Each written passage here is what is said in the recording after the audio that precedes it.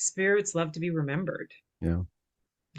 and the best ways to remember them is to talk about them. It's like I tell people, like, you know, tell your kids about your grandmother while you're making her chocolate chip cookie recipe.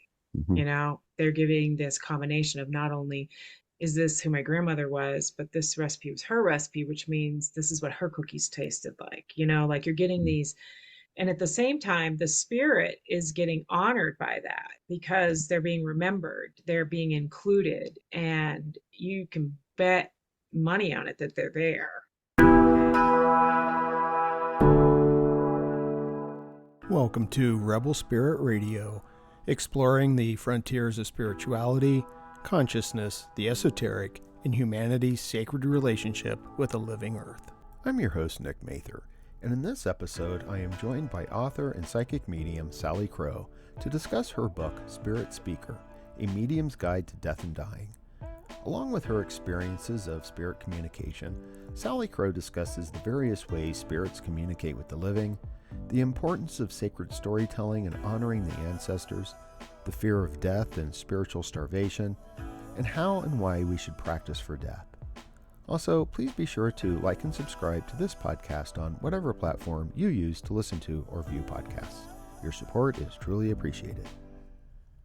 Salicrow is a natural psychic medium who weaves the traditions of her Irish traveler and Blackfoot heritage with modern magical techniques. For more than 30 years, she has worked as a spirit channel, seer, and intuitive healer, offering readings and teaching workshops throughout the United States and internationally. She is the author of The Path of Elemental Witchcraft and joins me today to discuss her latest publication, Spirit Speaker, A Medium's Guide to Death and Dying. Salicrow, welcome to Rebel Spirit Radio. Thank you for having me. Well, thank you. I was reflecting before speaking with you that death is something that we all experience. That obviously is not anything new, yet we don't like to talk about it. Hmm. And I think, though, it's incredibly important to do so. And I often think as well that the fear of death keeps us from living. So I'm really looking forward to this conversation. I love to talk about death. Yeah. Oh, good. So, how did you get interested in this? I've got the first big question. I want to know how you got interested in this, you know, but maybe just in general, discuss a bit of your background. Mhm. How did you first become aware that you are a medium? How did you learn to utilize your gift? Sure. Well, I was born into a family where my great grandmother was my first teacher. So she was, the local, I guess, medicine woman. Everybody just called her Gram, but people came to see her for her to do readings for them and to talk to their dead and sometimes for medicine, herbal medicines. And when you're psychic, you can see what other people are. And she was aware. She taught both me and one of my sisters, and we were taught a little differently. My sister's very connected to the plant world, works as an herbalist, and my grandmother started teaching through games when I was about 3 or 4 years old. So, like, she could recognize that if I was looking at something and interacting with it, she could see what I was looking at. So, there was that benefit. And mostly I was taught through games, and things were made really common in the sense that, like, she might say to me, "Spirits talk to you, Sally, it's okay." And so it wasn't made a big deal. So it was easier to just think of it as normal. So that's where my actual start came. And I started doing divination for the public when I was 18. And then I have my Reiki master's in 6 schools of Reiki, and I do vocal toning. I've actively pursued the metaphysical world my entire life. And, it's at one point my husband told me that I had to stop calling it work or I was going to be a workaholic. And so I changed it to call it my life path because I do this work for work, but I also do this kind of thing because I enjoy it, because I'm driven to it. It's my hobby. I go places to do spiritual things. And then when I was 30, I had a major opening to spirit. And my first book, which is actually called Jump Girl, The Hmm. Initiation and Art of a Spirit Speaker, was a memoir. And I ended up doing that memoir because I was introduced to the publisher, and I had been blogging for a while, but I did a reading for him, a spirit reading for him, and I had a book contract like in about a month and a half. And so I wrote about that, my experience of opening, where I was actually actively being taught by spirits, by a team of spirits, and that it was something that was my design, was something they constantly reminded me. And I knew that it was true. So even if I was kind of like being tested, because the reason my book was called Jump Girl was because I'm a stand on the cliff and count to three and jump kind of person. Like I'm going to jump into the deep end and trust that I can find my way back, or that I've got a good team. And so I had a major, I was taught a lot of lessons. It was pretty intense, and I started adding spirit communication to my repertoire about the time I was 30. So I've been doing spirit communication for about 22 years for the public. So I've been Okay. doing it for a while. Okay. Wonderful. So you mentioned that you were doing divination, and Hmm. now I would imagine that you're connecting with spirit for that. Are there other forms of No, divination? No? no, I actually don't. That's the interesting Okay. thing. For me, like some people do, some people, divination is that they're connecting to a spirit that's telling Mm. them things. Okay. For me, I go looking for information. Okay. Like, so I don't combine my readings together. Like if Okay. somebody has a spirit communication session with me and a, divinatory reading, I'm going to do one and then the Okay. other, All because right. I look at it like I'm looking down two different hallways. Okay. And one of the things that was interesting though is that when I had my major opening to spirit, one of my guides, whose name is Peter, is also psychic. And I realized when I had that opening how often Peter had communicated with me. Because there'd be times when I was doing a reading when I was younger where something wouldn't make sense to me. And I'd be looking at it and looking at it, and all of a sudden I'd be like, oh, now I know what that means. And then what I realized afterwards was that that was Peter going, look at it like this, Sally. Mm. Look at it like this. And so I was registering or responding to spirit even when I wasn't aware that I was responding to spirit, Okay. So I think a lot of people do that. Mm. Like, we often, people will say things like, I'm starting to think more like my father. Mm. And really what it is their father's been talking to them. And it's like, no, your dad is talking to you. Those thoughts aren't yours. That's your dad talking to you.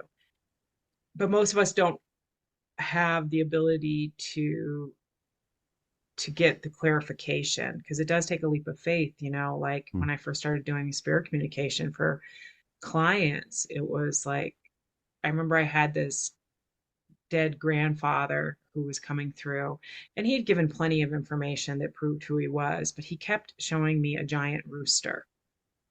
And I was like, oh my God, what am I going to do?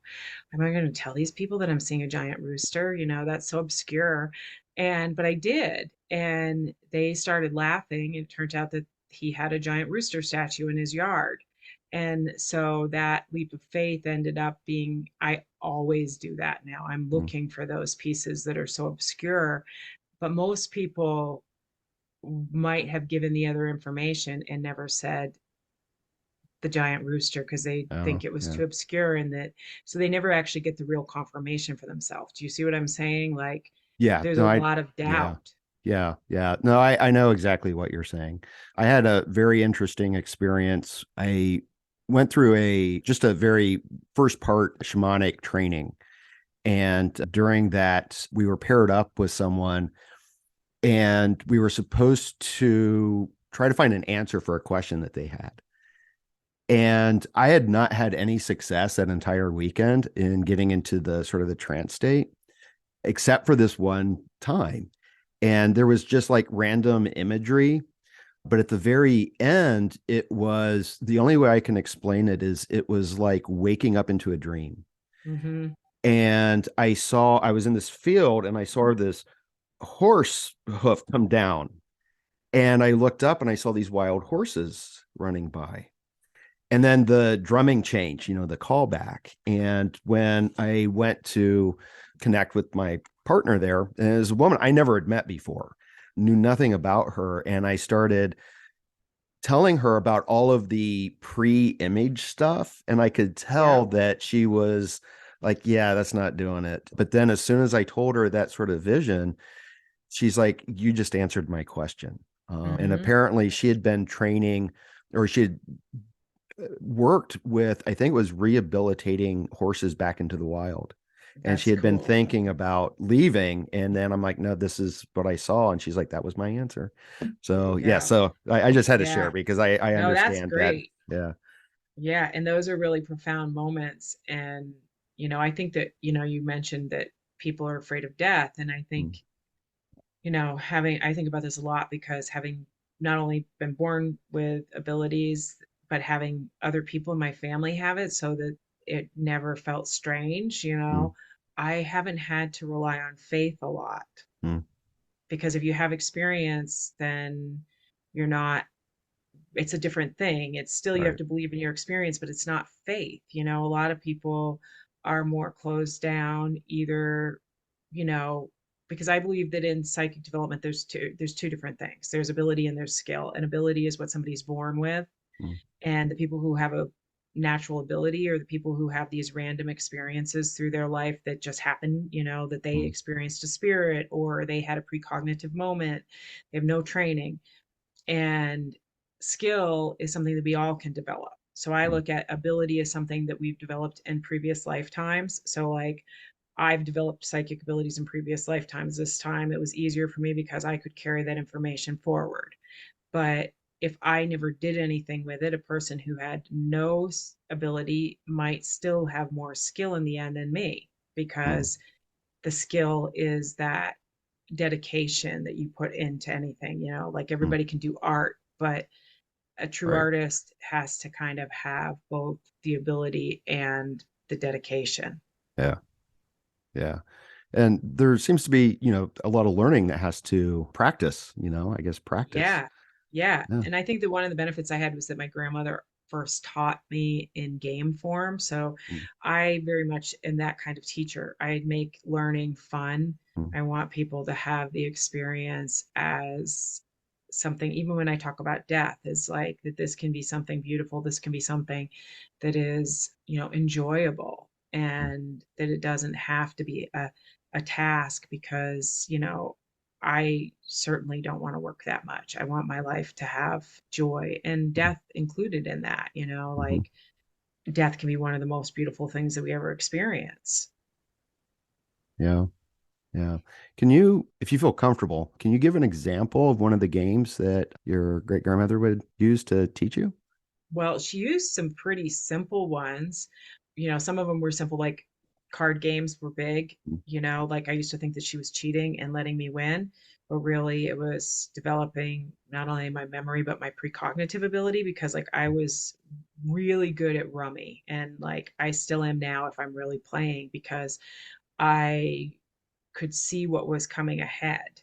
mm, So some of it was just simple cards that she'd use, but she always would, like we used mirrors a lot. And my sister and I have communicated with ourselves through mirrors since we were kids. And what I mean by that is, like, I've been communicating when I was a little girl, I was communicating with a me that's, between different me's between the ages of probably 36 and up. mm, Okay.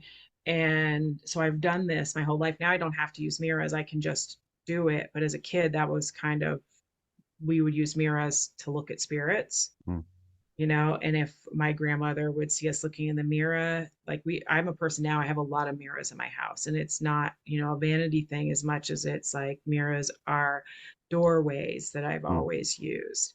And then, but then once you learn how to do something, then it gets easier. It's like riding a bike. mm, You have to concentrate on everything when you're first learning to ride a bike. You're pedaling, your balance, your steering, and then after a while, you just get on the bike and you go. And so it's the same thing. After a while, I didn't need to use the mirrors anymore. mm, And interestingly enough, I learned how to do this when I was 36 years old.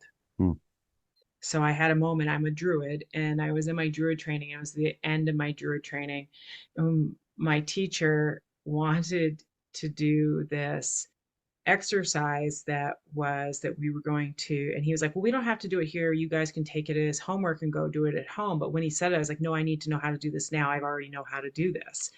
This is where I learned how to do it. But what it was we did a meditation where we went back as our adult self or our current self and talked to our past self. And then we went as our current self and talked to our future self. And then we went as our future self and talked to our child self. And, mm, like we basically kept playing from all these directions. And it was really crazy because I wrote about, again, this in my first book. I wrote about that when I was a kid, I saw myself in the hallway of my parents' house. I was in a mm, bunk bed and I didn't know it was me. I knew it was a witch, which was interesting. I knew that it was a witch and I knew that she was looking at me. And it wasn't until I was older and I had the reverse of that experience that I knew I knew for sure that that person who I saw was me. mm, But it was so like I learned something at 36 that I've been doing since I was like 3 or 4 years old, you mm. know, Wow. because the older me came back to talk to the younger me. Wow. Yeah, I don't remember where I heard it or read it, but I remember someone saying something very similar that they were, I think that they were a kid and they were, I think in the kitchen making a peanut butter sandwich or something, and they felt something and they looked behind them and there was someone standing there in a like a gray Hmm. sweatshirt. And And then it was them. later, yeah, later when they were teenagers, they had the reverse experience where Yeah. they were walking through, and then they saw this kid in the kitchen. Yeah. Yeah, it was actually I used it a lot when I wrote my memoir because people were like, "Wow, you must have kept great notes." And I was like, "No, I just like Mm, relaxed and went back and slipped back mm, into myself. Like it's almost like being in that case, it's more like being the passenger, mm, like I was just there, you know, going through that same moment again, but in a different way. I mean, we do it. Some people do it through guided meditation. mm, Hypnosis is like that. It's just that this was something that was really developed just out of play. And so my grandmother was half Irish traveler and half Blackfoot. So her mother was Blackfoot from the reservation, and her father had come across from Ireland into Canada, and then they met and ended up in Vermont. And so both of them had gifts. And, one of the things, because I am, like I said, a druid as well, is that I have found that Celtic, shamanism, whether it's witchcraft or druidry, is very similar to a lot of Native American practices. There's different, rituals, but there's very similar honoring that goes on, honoring the ancestors, honoring the dead, whether they're your ancestors or just the ancestors of the land, honoring the spirits of nature, the earth itself, that sentience of all beings. And so that's a big way that we were taught growing up, is that, we were taught that if we went into the woods, that we announced ourselves and we made some kind of noise. mm, And for two reasons. One, we were letting the animals know we were coming in case they wanted to get out of the way, but also it was an invitation to the fairy folk if they wanted to show themselves to us, mm, So when we were taught that like the water of our body is sacred, so like if you need to give an offering, like saliva is a decent offering, mm, or your hair on your head. And, now as a person who I think of magic very scientifically, like I like to think of it as the science of magic, both of those things carry our DNA. mm, So when you're giving those kind of offerings, and you're not doing it like I always tell people, you're not like hawking a loogie or, doing Mm, something disgusting. You're just like, this is a bit of my water, this is a bit of my hair. You're literally giving an offering of yourself, mm, and that separation again goes back to death, mm, because like we've lost our way. But one of the benefits I had is that my family didn't lose their way because my father was raised by his grandmother. I mean, they were talking poor people. Like, mm. my family was very poor. My dad went into the military at 17 and went to Vietnam as a way of sending money back. Like I found a letter when I was 8 where he sent money back to his grandmother to buy a refrigerator, so but we were a very matriarch family, and my grandmother had a lot of gifts, and we always talked about our dead. So even the people who weren't psychic knew who everybody was. You knew who your great uncles were because you heard stories about them. Mm. Usually it was something mischievous, it's like we were great storytellers. Everybody in my family is great storytellers. We say we're competitive talkers. Yeah, wonderful. And isn't story something that you discuss in the book as well? I Mhm. think it's a sacred story. Yep, sacred storytelling is Yeah, spirits love to be remembered, yeah.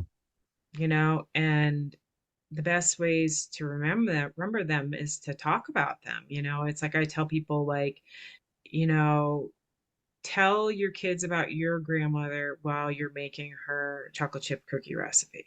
Mhm, They're giving this combination of not only is this who my grandmother was, but this recipe was her recipe, which means this is what her cookies tasted like. Like you're getting mm, these. And at the same time, the spirit is getting honored by that because they're being remembered, they're being included, and you can bet money on it that they're there. mm, Okay. Because spirits can hear us and see us better than we can hear and see them. And they're not, there's no time or space for them. They don't have to take, like hours to get like, from Vermont to California. It's that split second. And when we do acts of honoring, that calls them in.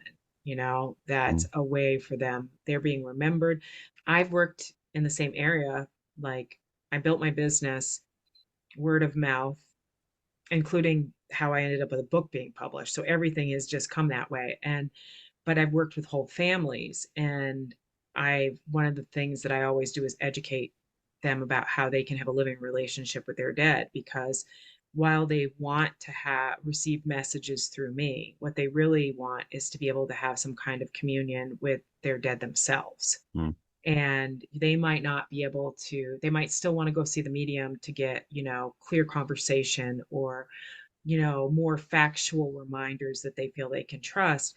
But when we start including our dead in our a living relationship, whether it's through storytelling or whether it's through, an ancestor altar in which we have pictures and memorabilia of our dead, we start calling them into our house regularly, and mm. we start looking for them, and we start noticing them.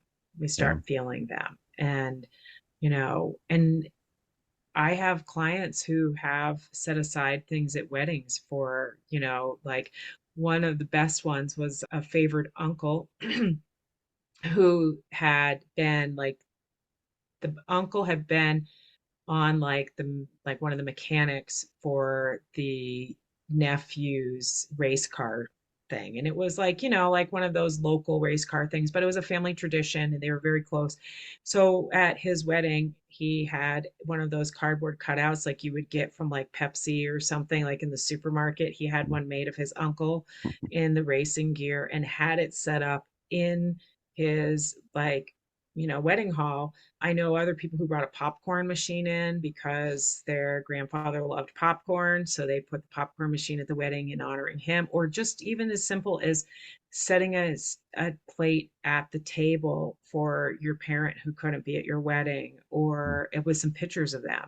This Yeah. is, and the coolest thing is sometimes they get pictures caught in, orbs caught in Mm, pictures, like, because I've been on the opposite side of that where telling a young woman that her mother was in her wedding picture. And she's like, no, my mom was dead already. I'm like, I know, but she's telling me she was in a picture of you and your dad and your sister, and that there were orbs on the side of you. And the woman was able to show me the next time I saw her the picture with the orbs in it, so Mm, the mother was able to say, yeah, I was at your wedding.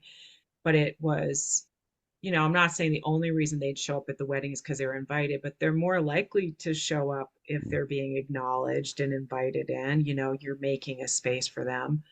And really, it's only been, the last probably since the 50s that we really started disassociating from some of these customs. right. Right. Yeah. Yeah. I want to talk about some of the rituals that you have in the book because I really liked them. But yeah, yeah. My family, we still leave presents under the Christmas tree Oh, for, that's yeah, yeah. beautiful. Just one little thing, Yep. like my grandfather liked the chocolate covered cherries and Yep. candy canes and things like that, Yeah. Yeah. Yeah. Yeah. Yeah. Those are wonderful ways of remembering them. Yeah, well, it's nice because it's inviting them into the holiday and remembering Yeah. them in the holiday. Yeah. And they have food memories. They Mm, really do. They yeah. talk about it a lot where they really like savor the memory of what it was like to eat that candy cane. Yeah. Yeah. So our culture, as I sort of said at the beginning, we have a really odd relationship, I think, with death. We push it to the side. We don't want to think about it. And you just kind of mentioned the same thing that things kind of shifted from the 1950s. And I'm curious, what are what have we lost in terms of how we relate to the dying and the dead? Well, I think that what happened was, in my this is my view anyways, is that we really tried to homogenize what it looked like to be Americans after World War II, and television gave us a fantastic means of doing so. All of a sudden it was, Leave It to Beaver and the Cunninghams, and this was kind of what America was supposed to look like. Mm, And up until that point, most people still identified with what kind of American they were. Like they knew that they at least knew where their ancestors came from. Okay. And most of our traditions about working with the dead have come from those ancestral traditions. So like where, I'm have Irish descent, the traditions are more carried down by people, like of Ireland, like you don't just go and say, well, I've moved to the United States and I'm Irish, but I'm going to start, celebrating birth and death the way that the Germans do. People didn't do that, right. but they all of a sudden had this television view. And at the same time, one of the things that was happening that I don't necessarily think is bad, but I think is an interesting connection is that that also kind of began the breakdown of an assigned cultural religion. Mm, Like most Americans were Christian, not because they really were Christian, but because they were kind of assigned Christian at birth. mm, Like if you were in any other religion, it was assumed you were Christian because the holidays were Christian. That's changing. And so we have a lot of spiritual starvation, and spiritual starvation is, of course, going to make people more afraid of death. It's going to make them, it was this big thing because it was also all of a sudden death started taking place in hospitals, and wakes were being done at funeral parlors, and I mean, it wasn't even until Lincoln was president, I think he was the first person to be embalmed, and they did it because mm, they needed to move his body around to show people that he was dead, and they had to preserve it. But up until then, it's like people were really still doing like wakes where they mm, stayed with their dead, and tended to that dead body. I went to Ireland. Well, I was just there, but I was there in 2017, and my husband and I were hosted by a family. We ended up in Northern Ireland, and one of the family members ran a pub that had been in the family since the 1500s. So we went down and spent an evening at his pub, and he was also an undertaker. And he said that, he was one of the dying breed, but that it used to be the way that it was done was that the undertaker and the bartender were usually the same person. And that, funerals and stuff took place at the pub because Mm, that's where people gathered, and it was a celebration of mm, that person. And there were, there's something I've tended to people's bodies when they've died, and it's very powerful. It gives you a real finalization of the separation between life and, spirit and body. And mm, I've actually was doing CPR on somebody when they died, and they were a person who had cancer, and it wasn't really a surprise that they were dying, but they did not have a do not resuscitate, and so I mm, was doing CPR on them. And I can tell you the split second that the person spirit left the body. mm, You don't have to be psychic to experience that. People have reactions to the spirit leaving the body, mm, you know, but having that also gives you faith because you felt the spirit. You saw that something existed or felt that something existed outside of that body. So that fear that you have of, not existing, that's the biggest fear that I think people have. And that's why we don't want to look at death, because we don't want to think about our own non mm. existence. Right. Yeah, yeah, yeah, yeah. I have, yeah, and it always frustrates me personally with these ideas of immortality because I don't think that people actually really stop to think about what that entails. So I Right, always say that what scares me isn't death, but deathlessness, right. you know. Well, I think that some spirits choose to be in the void, Mm, like it's not all spirits that right. come forward when you do spirit communication. Some spirits don't want to be as connected to the physical world as others. Mm, Some spirits come through this in the same room every time you communicate with them. mm, They hold an image of something that meant something to them in life so clearly that it's a tangible place in the astral realm. mm, Like you go to visit them in their office, where other spirits, are really happy to disappear into the collective consciousness, which is in many ways kind of like being in the dream state where maybe you float into consciousness every now and then and have an experience, and then you are, off register for a lot mm, of that time, where your yeah, brain's, or you're just not thinking, you're just not being or even anything. yeah, So it really depends on, because I do believe to a certain extent, people are like, well, is it true that people create their own, afterlife when they die? And I think to a certain extent, because yeah, do you want to be the soul that slips into the slipstream, or do you want to be a guardian? Are you going to be a guardian spirit looking out after your living loved ones? Are you going, do you have a bigger evolutionary role that you're playing as a spirit? All of those things come into place. yeah, yeah. Well, I wanted to ask you because you wrote in the book, when we die, we become all that we ever were. Hmm. And I wanted to ask you, what do you mean by that? It means that we become aware of we have the ability to become aware of all of our consciousness. Mm, So I like to think of consciousness in terms of a video game. okay. Okay. So if you've ever played video games, and particularly if you played a game where you can change your character, you might have four different characters that you're currently playing. Mm, And I used to play online games, and I'm a role player. So I remember that I'm so good at it that I had one person I played with who really loved hanging out with one of my characters and would complain to me about one of my other characters and how much they couldn't stand them. I'd be like, I've never played with them before.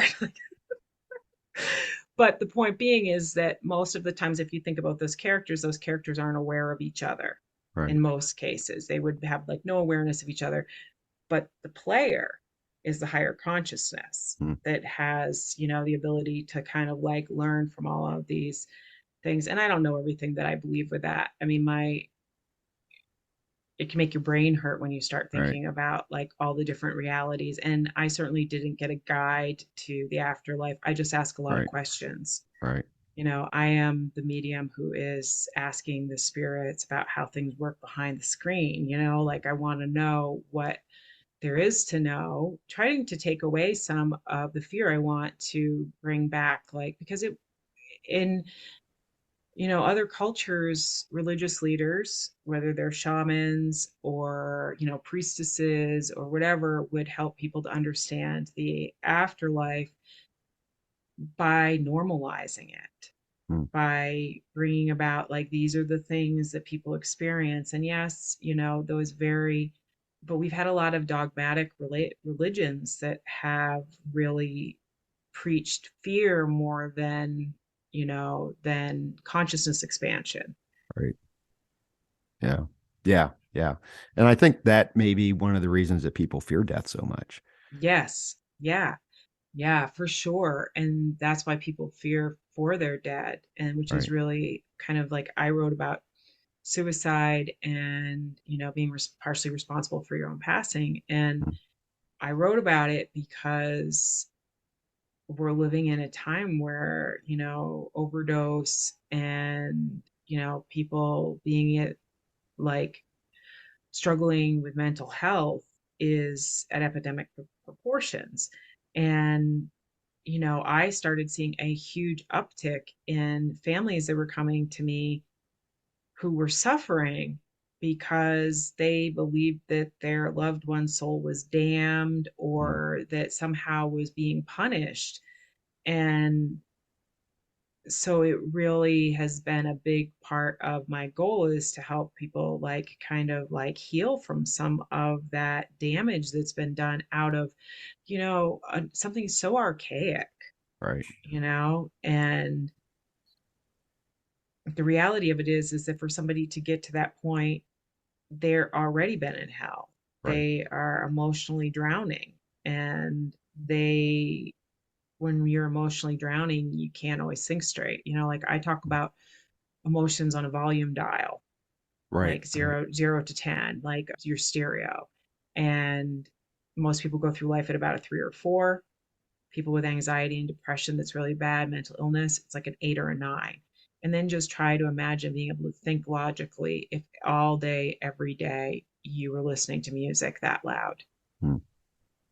and then to have that be the emotions. It's like, so people make poor decisions, they make impulsive decisions, they make dangerous decisions, but it's because they're struggling. And when they Right. pass, those emotions get turned down and they get some reprieve and they get to like see how their life affects other people. So it's not like it's that you're let off the hook because you see how your death affected the people you care about, Yeah. Yeah. but it's Now, not a punishment. right. And does the mourning of those who are left behind, can that then also affect the Mm, spirit? yeah. Yeah, for sure. People can get really, I have been working with a I say that I'm a healer as a medium. I Hmm. don't do like haunted houses, and I Right. work a lot with people long term. And I've been working with a family whose son was a vet and had PTSD and accidentally overdosed. And the family has been absolutely distraught, and rightfully so. And he has been very active, like of trying like to help particularly his family to get through this, Mm. because the thing is like especially in the case of something like PTSD or traumatic brain injury, when we die, we don't, like, if you lost a leg in life, you don't have to be a spirit that has one leg. You might present yourself that way because people would recognize you, but you're not now a one-legged person. And it's the same thing with mental illness. If you have traumatic brain injury, your brain isn't, or dementia, you don't stay in that mental state as a spirit. So he has clarity that he didn't have when he was in that place. And Mm. now with that clarity, he has to see like the remains of what's happened to his family. And so, yes, he's actively trying to heal them. And when they start healing themselves, it helps the spirit because that spirit is kind of stuck because they're so concerned for their family. So, Right. there is an importance in our own healing. Yeah. Yeah. And that's what I was really wanting to get at in the question is whether or not spirits can stay stuck because the family member is stuck in their Yeah. grieving. Yeah, they definitely can. And it's, because they can hear and see us far easier than we can Mm. hear and see them. Right. It's so they're watching their family struggle. And, that's why I said it's like it's not that they're being punished, but in its own way, it is still really hard. Even though your emotions are turned down, you're seeing that, this destruction in your family was, connected to your passing. And Right. that isn't even just for people who are responsible for their own passing, but in general, when the loss of a child, for example, is devastating. Mhm. Like it is the worst death that people will ever experience. And as a medium, I say that in working with, I work with people all the time. And to lose a child is more painful than any other death because we just don't expect that to happen.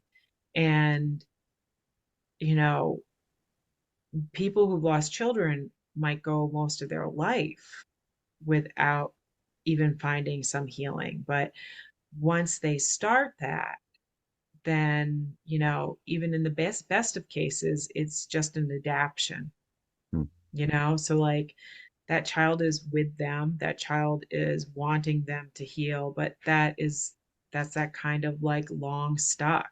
Mm. Yeah. Yeah, one of a really good friend of mine, she and her husband, they lost their son. He was a little bit older. He was, I think, 21 or so. Yeah, But it I still know doesn't how, matter. yeah, I know how devastating that was.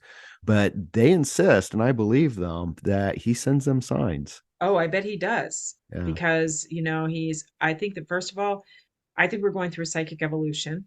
Mm. More and more people are having psychic experiences. Some of it is just because it's been acceptable for a while, like, I mean, my grandmother did all the things she did through the guise of selling worms and people liking her cooking. Mm. I can be on your podcast and, you know, have an office in the downtown of my community. So things have changed a lot, and that permission has allowed people to start recognizing the weird things that happen in their life. Right. But with that in mind, it also makes it easier for the spirits to communicate because, you know, when we believe that it's possible, we make it more possible.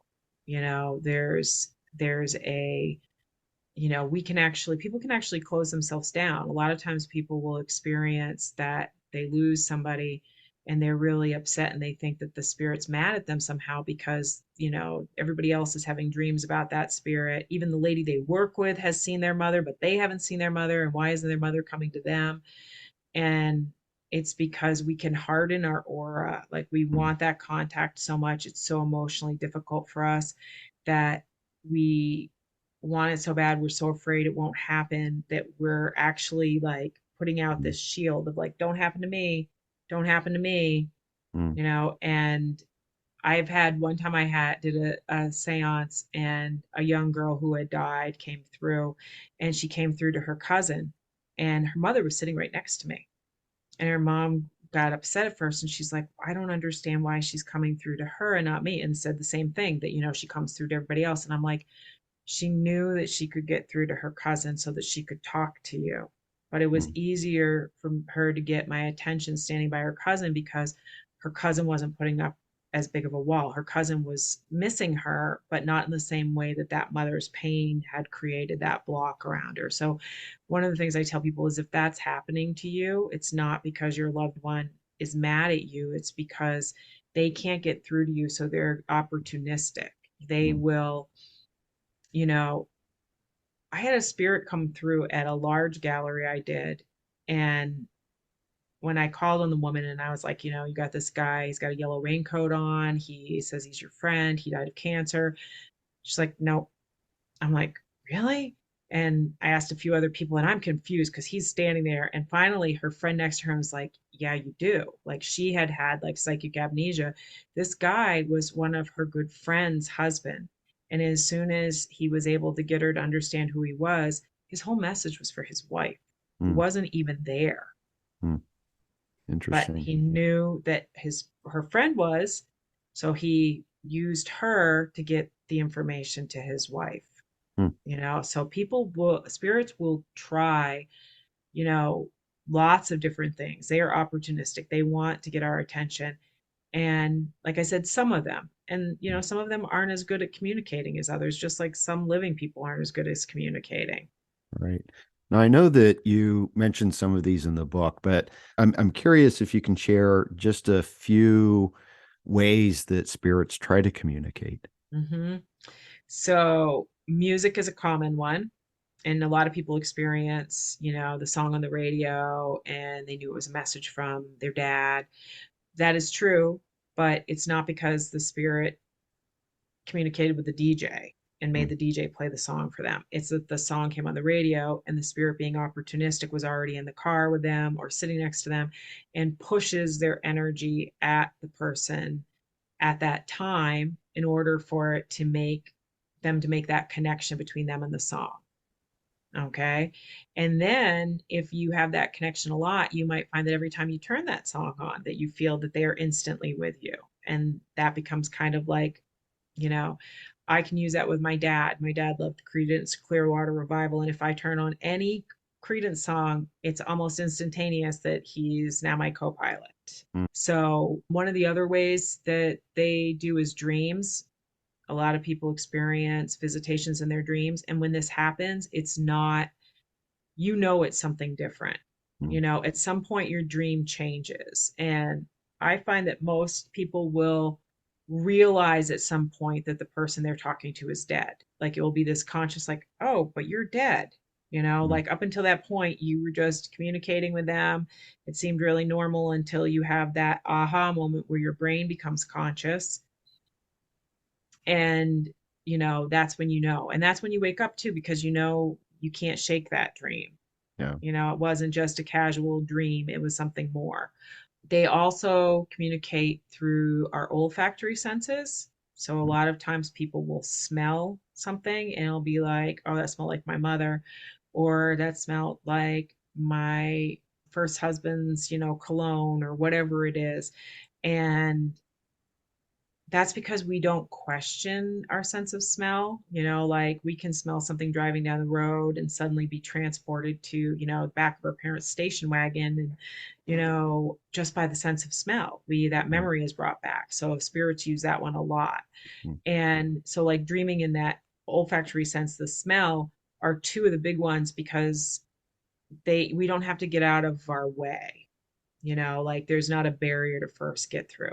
The other thing I tell people is that you're more likely to see a spirit superimposed on something that's there. So people will see something out of the corner of their eye, and either they turn and look and it's gone, or they look back and, oh, there was a garbage bag there. Mm. And so they tell themselves, like, oh, I didn't really see anything. I just saw that garbage bag. And it's like, no, it's easier for the spirit to stand in front of the garbage bag because it makes it so that your brain first says, yes, something is there.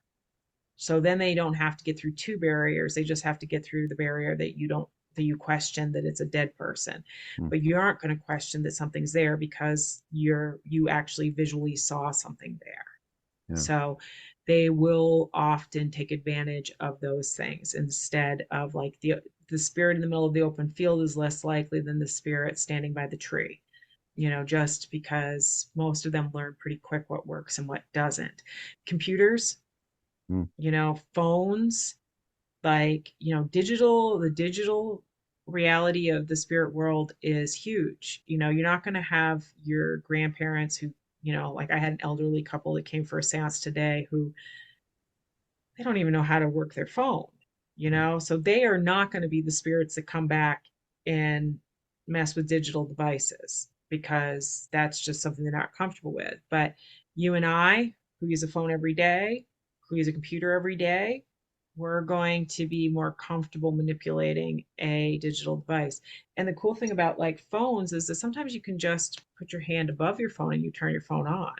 Mm, You know, have you ever had that happen before? Like just you mm, run your hand across the top of it. It's not always, but your energy might just be there and all of a sudden the phone acts like you touched it. mm. And, so that makes it easier because it takes a lot of energy to physically Right, do things, right, for a spirit. right, right. Yeah, my friend who lost her son, both she and her husband occasionally say that they get messages on social media Yep. from their son. Things will show up that normally would Yep. not appear in their like news feeds or anything. Right. And My dad does that. My dad like will show up like a memory with a picture of him will pop up yeah, in the news feed and it's when mm, everybody's been talking about him and then all of a sudden he's like there he is, yeah, and one of the coolest things that ever happened though, I had a woman asked me at the end of a seance once how the dead could get me to talk to their living. And I said that they had to get their living to contact me because it goes against my ethics to contact somebody about a spirit without knowing how they would even feel about that. So a little while later, I had another seance, and at the end, the woman wanted to tell me how she found out about me. And she had gotten a message on her answering machine on her phone that wasn't intended from her. It was like a wrong number, and it was a woman talking to her friend about how she had been to see me mm, and her experience with me. And then it gets weirder because a couple days later, she got another message on her phone, and it was for the woman that it had been intended for. So the woman had gotten the message. It had also just dropped in this other lady's mm, phone. And then the other message did. And both people had been to see me. wow, So, I was like, boy, the spirits were listening. When I said, you got to yeah, convince them to do it, they right, use digital device. I've also had a woman who her phone rang through one day and it was her son-in-law on the other end of the phone talking to his girlfriend. Her phone rang and she ended up hearing her son-in-law who was cheating on her daughter mm, talking to his girlfriend on the phone. And they couldn't hear her because she's like hello hello, but spirit was involved in that one, wow, basically saying like you need to hear this information. mm, And so there's a lot. I think we're going to experience a lot more interaction with the spirit world as we go forward because of things like digital, like the internet is a, you know, in many ways has helped us to understand how we can have psychic communication mm, because we know that we communicate to any place in the world just by, using this machine. But none of us, most of us don't really know how that works. right, But we know that everybody believes it works and it seems to work. yeah. So that gives us like it's not that far of a stretch to see that we can communicate with each other telepathically or that we can communicate with spirits, whether they're of nature or of the dead. Yeah. Yeah. Well, I know that I've experienced smells and not just, I don't think of my family members. Yep, In the house I live in, there are two smells that I will get every now and then. One cigarette yep, smell, and the other yep, is this like old lady perfume. yep. It was interesting. I smelled the old lady perfume last night and I haven't Oh, how smelled it for a cool. long time. And I thought, oh, Probably this knew is you were having, interesting. right. She probably knew Yeah. that you were having this Yeah. conversation and wanted to be Yeah. part of it. Yeah, yeah. But I'll share this, I'll make it quick. But I lived with my mother's parents when I grew up, and my grandfather died relatively unexpectedly. Woke up in the middle of the night. The day before, he'd stayed home sick, and my grandfather never stayed home sick. And in the middle of the night, he knew something was wrong, so they had to call the ambulance, and he had a abdominal aneurysm. Mm, And they had to fly him out of town to a larger town for the operation. And it was middle of winter in Ohio. And I was left home alone. I was a teenager and he didn't want me to drive. It's the last thing my grandfather ever said to me. He's like, nope, it's too dangerous for you to drive as they're taking him out of the house. Right. right. So I'm home alone. I get the call that they're flying him to Dayton, Ohio for the surgery. And at around, I don't know, 6:30 in the morning, I decide I'm going to try to go back to sleep. And I went back to sleep and I had a dream. And it was that when I was a little kid, I would stand in the backyard waiting for my grandfather to come home. And he had this red Ford pickup truck. And in the dream, I was standing right there where I would used to stand. And I saw him walk up to his truck and he just looked at me and waved. And he got into his truck and drove off. Yeah. And later, I kind of pieced it together. That would have been About the time he approximately the time died. he died. And Yeah. no one can ever tell me that that was not my grandfather saying No, goodbye. it most spirit visitation happens in that time short after death Mhm. that we would actually think of as like what would be the traditional wake, Yeah. that 3 day period. And it has to do with spirit has a lot of energy that they can still use because Mhm. spirit needs energy in order to communicate. So the traditional ways they get that energy are through ley lines, through mediums who are like a natural channel. Think of them like a, electrical cable.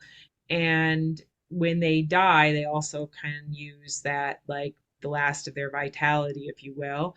And it's very common that they will visit lots of people Mhm. in a very short amount of time, and that people will have these really, profound moments of spirit communication in those first moments of crossing or those first few days of crossing. Yeah. But yeah, the visitation where the person is waving goodbye at some point is very common, is a way of like saying like see you later.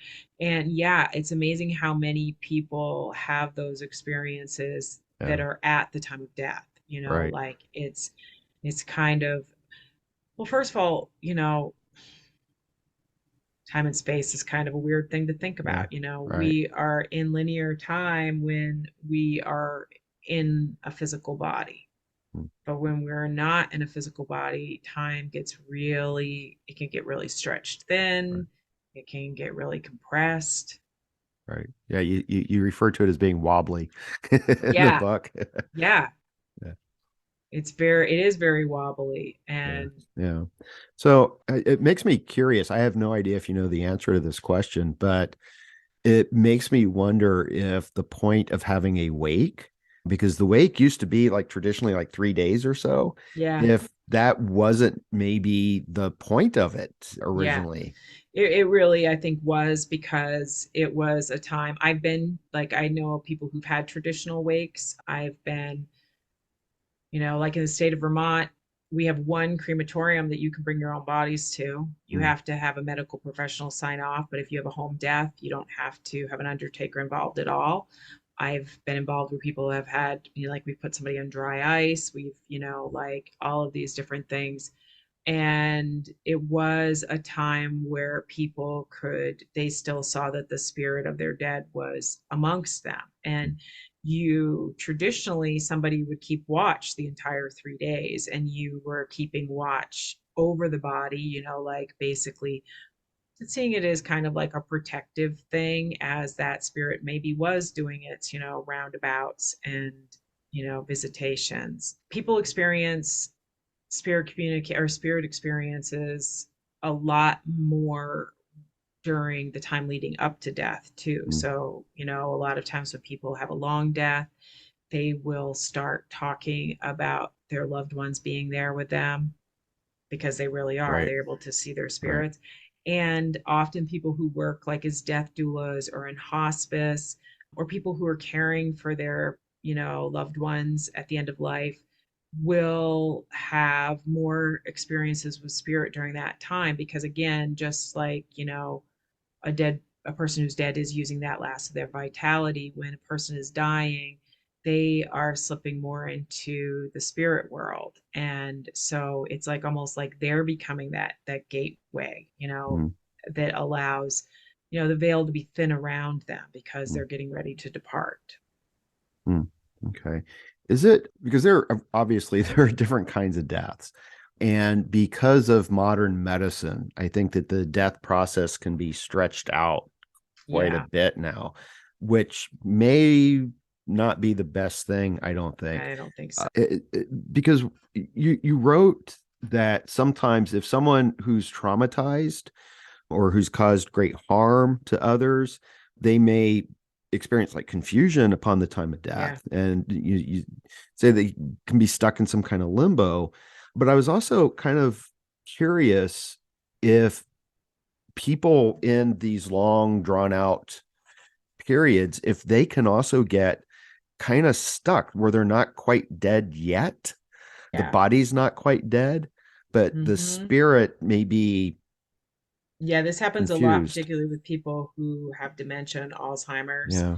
and it makes it harder. Like they have a harder time dying Mm, because they're already kind of disconnected right. from their physical self or their conscious self.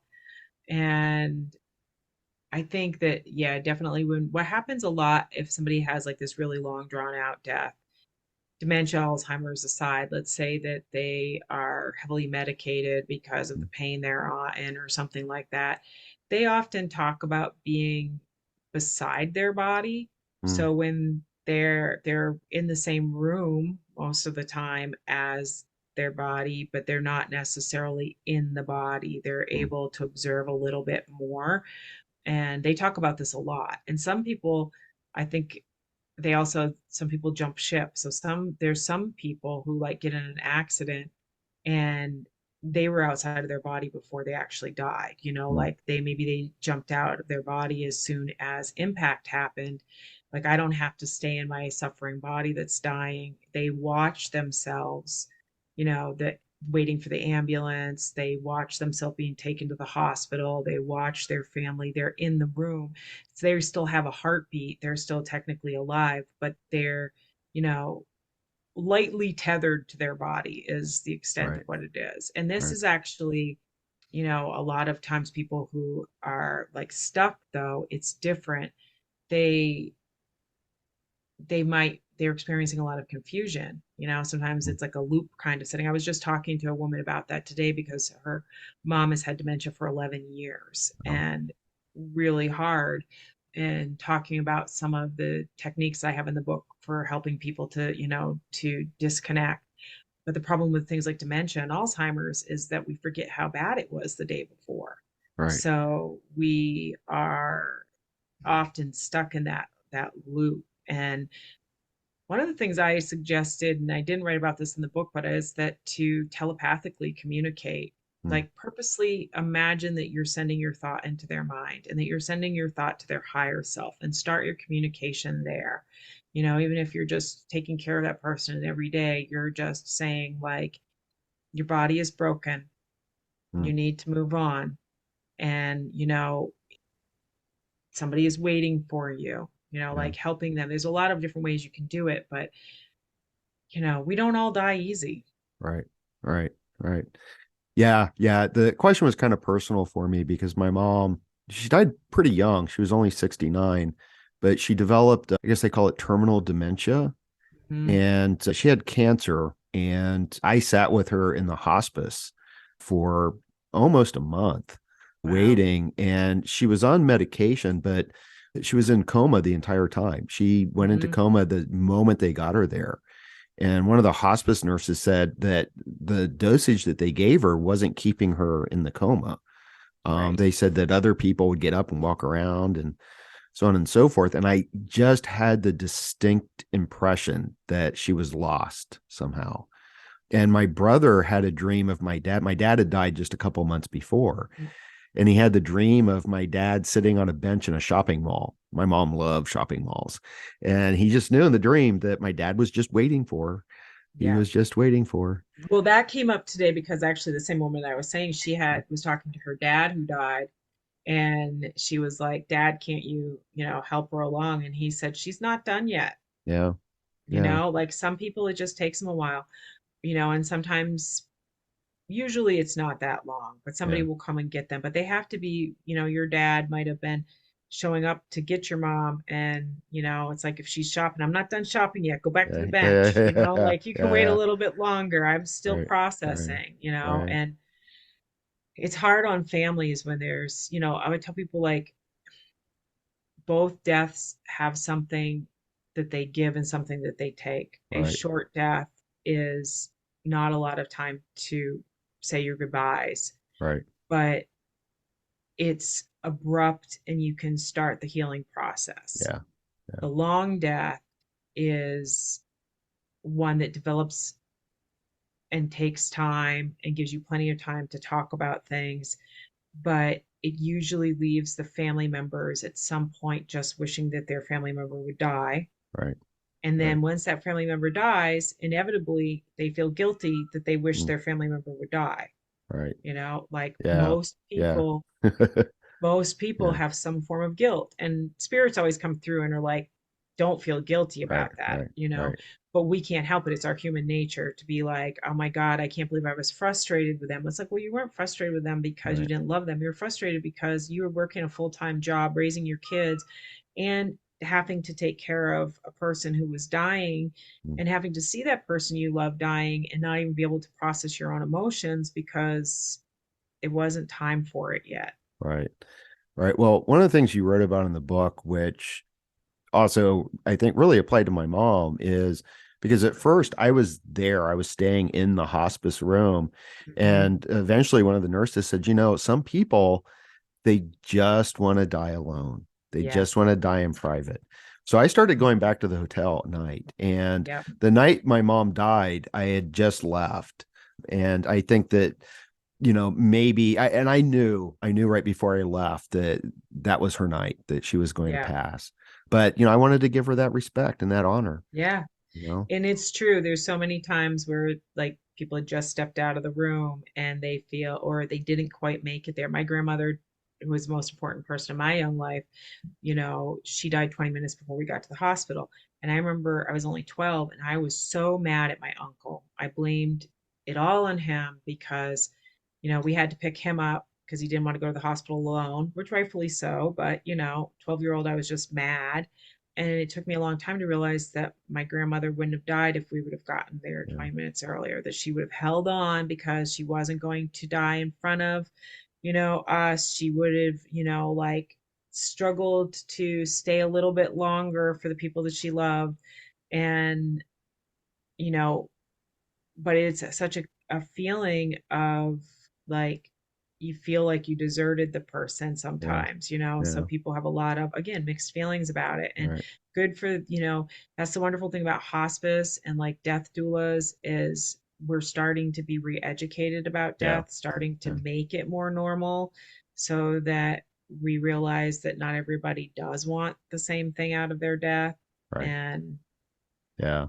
Yeah, yeah. My best friend is studying to be a death doula oh, right nice. now. Yeah, and you're an unofficial one, right? Or are you official one now? I'm an Yeah. unofficial one, but I teach my friend Anne-Marie Keppel, who has a book coming out in September that's called Death Nesting. She's actually, Mm, the book was self-published.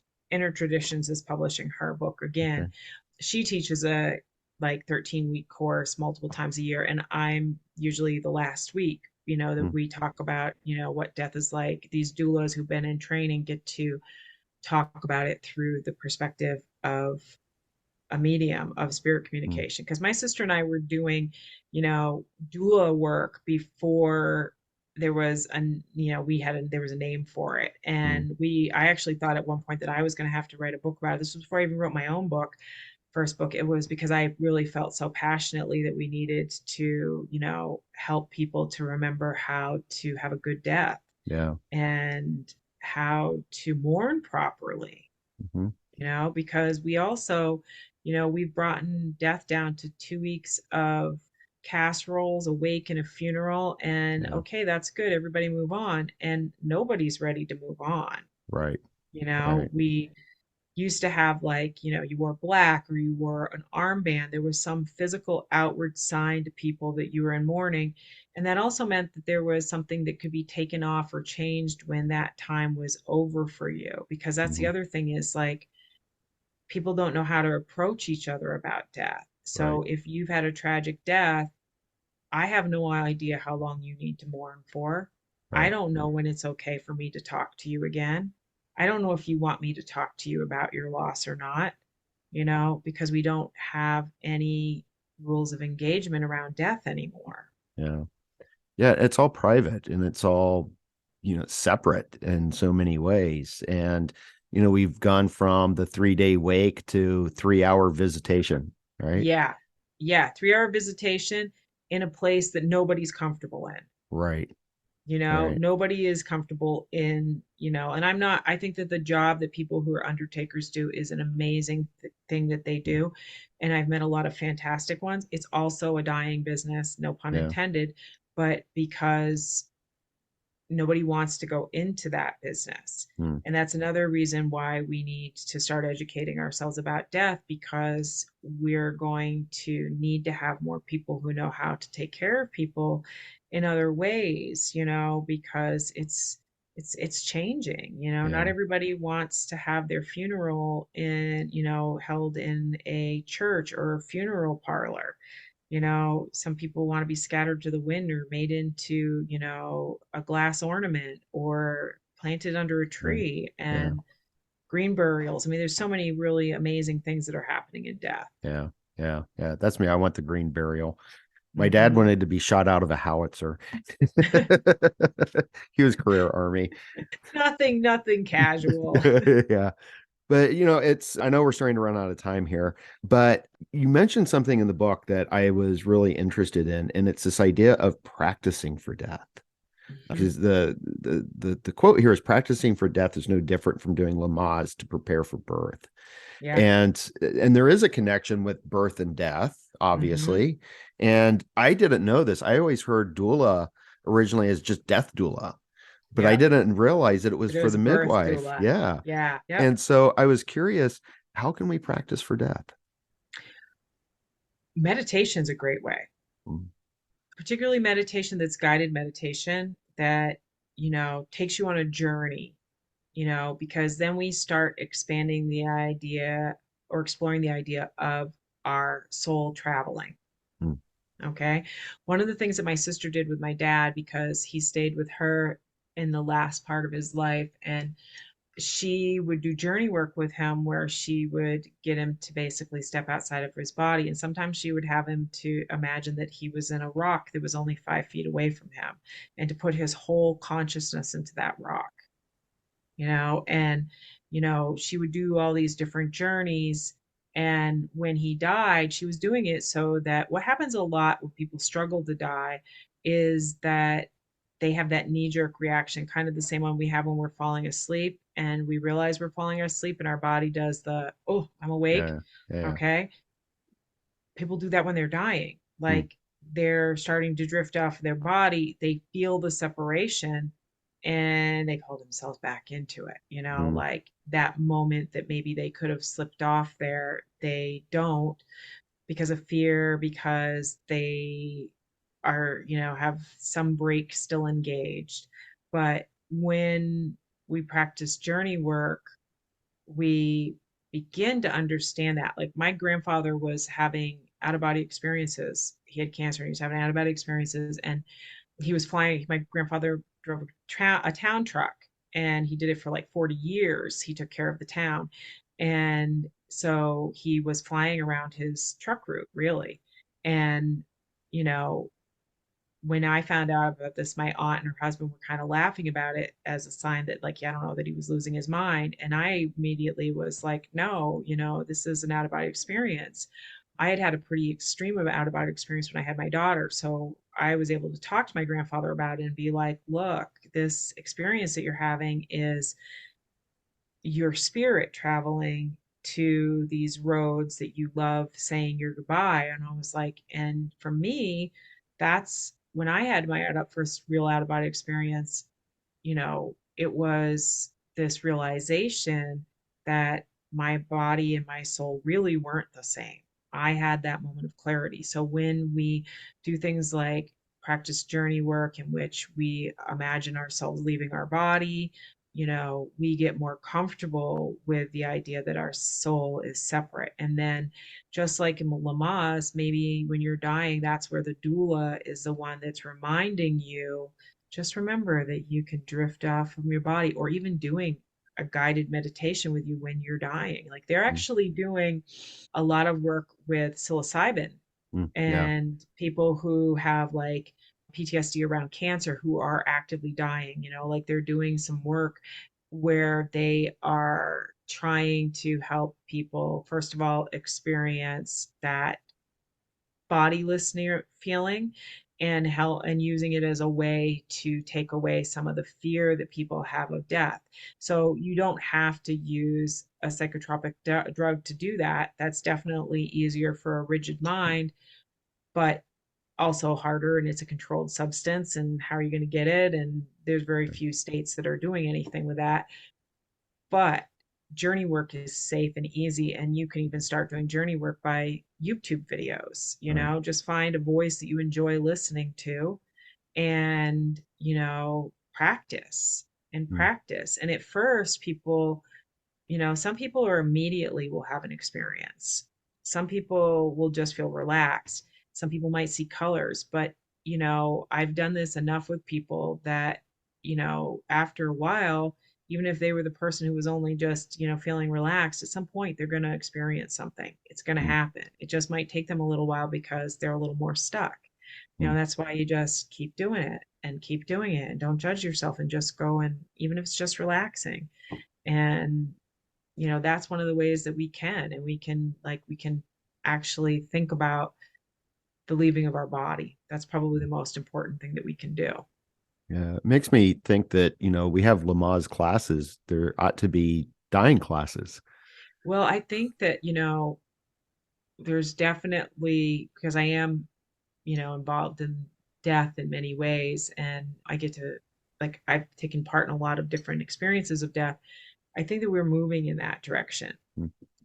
um because we are needing to educate ourselves. The other problem that we're having is, like, we're on the verge of just an epidemic of people dying, Mm. because there are so many more older people than there are younger people.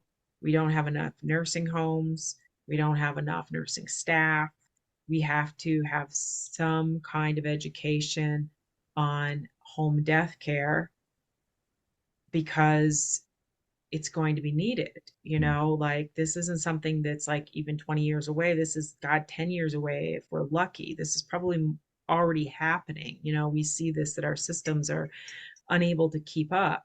And there's something beautiful about doing it yourself. And I have been involved personally in multiple deaths, being there when somebody was actively dying, taking care of bodies, helping families with that process of crossing over.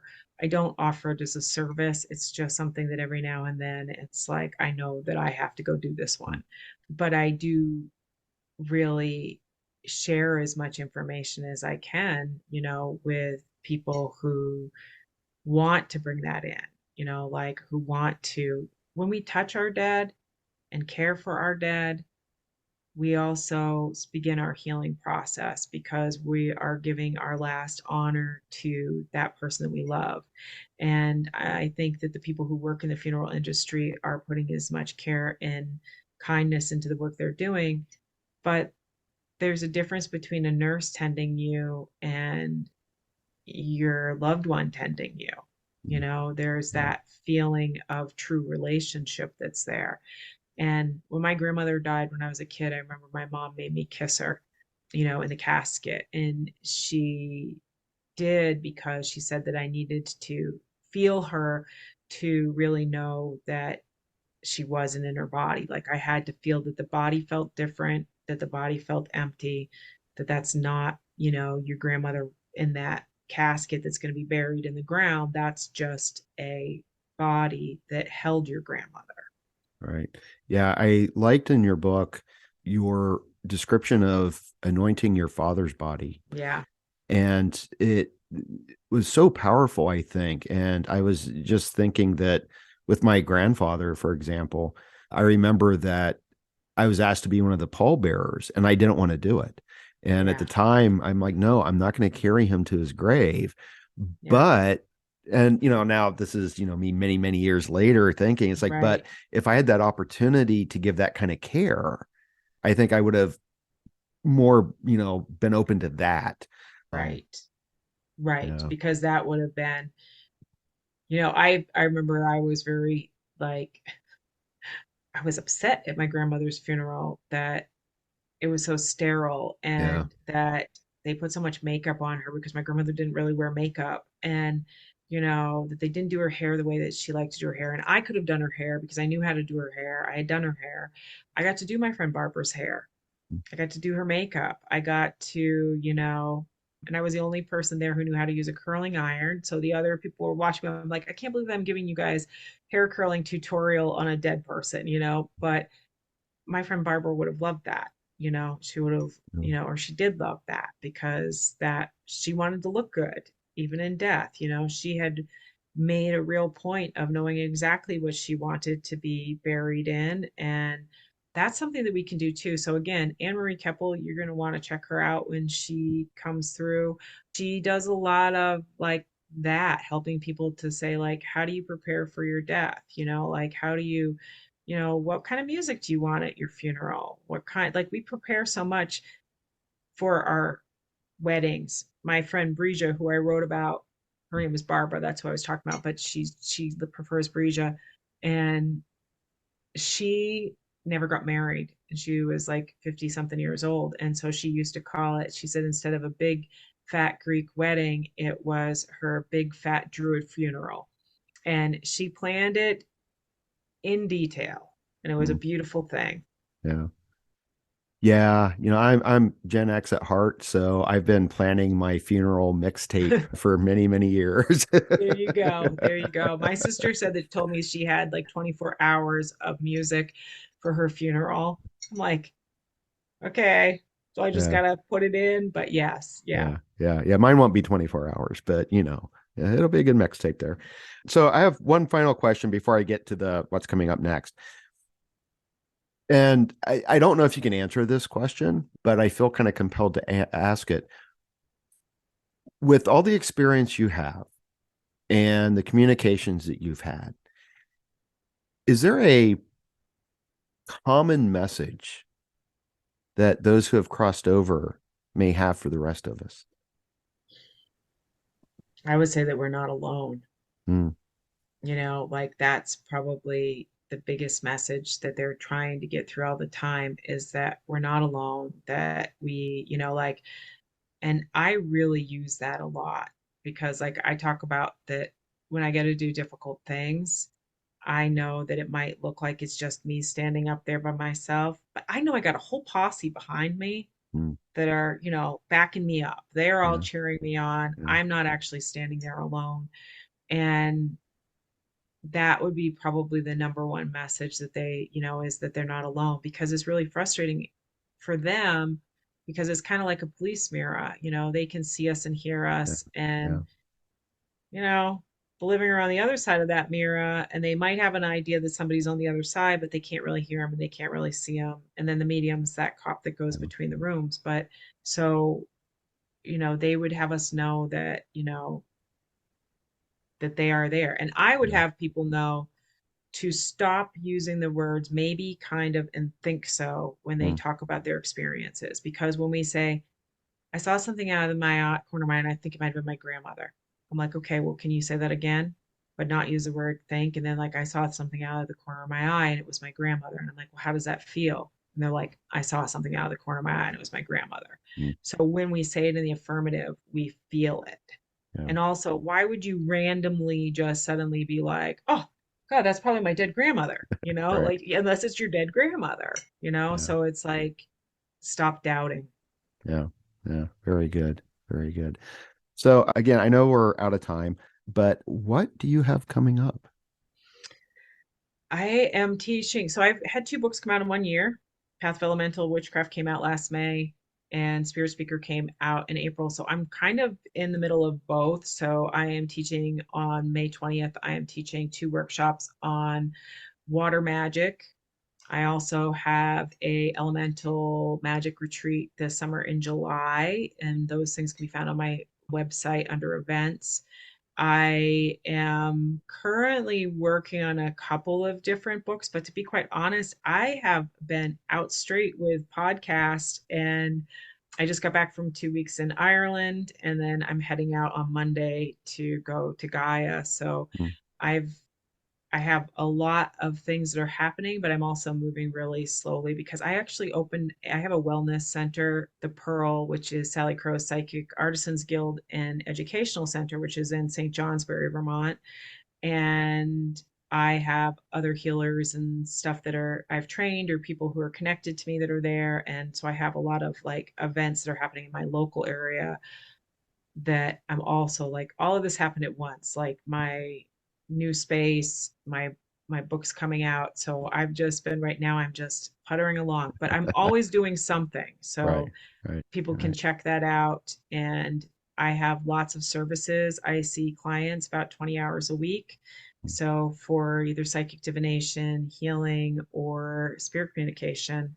And that's either by Zoom or in person if they make the trip, because I've literally had people drive up from New Jersey just for an appointment and then turn around and Hmm. go home. I was Wow. like, I do Zoom. And what's your webpage, your So my website? webpage is salicrow.com, salicrow.com. So salicrow.com.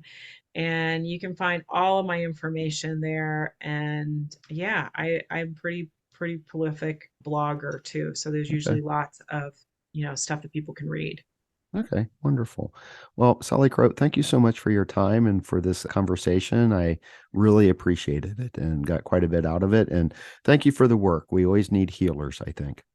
Thank you. Thank you for having me. This has been an enjoyable podcast for sure. Okay, well, wonderful. Thank you. And that's a wrap on episode 89 of Rebel Spirit Radio. Thank you so much for listening or watching if you are part of my YouTube audience or view this on Spotify. If you like what I do here on Rebel Spirit Radio and would like to support my work, and please support my work, please consider becoming a patron. You can find the link for the Patreon in the show notes or video description. And of course, if you'd prefer to make a one-time donation via PayPal, you can still do so. I will be tremendously, incredibly grateful for any support that you can provide. Another way that you can help with the podcast is to share it with friends, family, coworkers, anyone that you think will enjoy it. And please share it on social media too. Help me grow my audience. That really is one of the best ways that you can help and support the podcast. So, if you feel moved by the rebel spirit, and you know that I hope that you do, then please help me spread the good news. Also, if you enjoyed the podcast, please make sure to give it a positive rating on whatever platform you use to listen to or view podcasts. And please subscribe. For those viewing on YouTube, make sure you smash that thumbs up and subscribe to the YouTube channel. Also, make sure you hit that notification bell so you will be informed when I upload new content. I'm Nick Mather, and you've been listening to or watching Rebel Spirit Radio. Until next time, may you be at peace, may you flourish in all possible ways, and may you continue to nurture your rebel spirit.